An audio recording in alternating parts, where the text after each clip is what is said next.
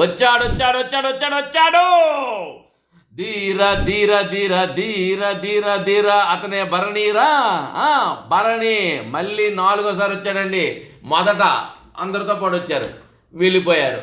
మళ్ళీ నామినేషన్ చేయడానికి వచ్చారు, వెళ్ళిపోయారు.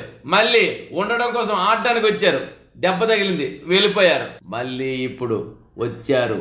ఆఫ్ కోర్స్ ఆట ఆడటం అనేది ఈరోజు చూస్తాము, వెళ్ళిపోవడం అనేది ఈరోజు రేపు చూస్తాము, మళ్ళీ రావడం మనం టీవీలో ఎప్పుడు చూస్తాము. మొత్తానికి 4వ సారి అయితే బిగ్ బాస్ హౌస్కి వచ్చారు. అవునండి, బిగ్ బాస్ హౌస్కి భరణి గారు ఏంటంటే ఒక సరదాగా నా సొంత హౌస్ లాగా వెళ్తున్నారు.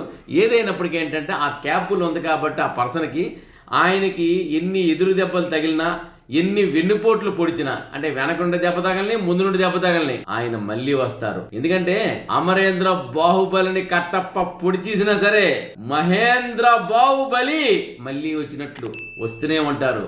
అదే భరణి.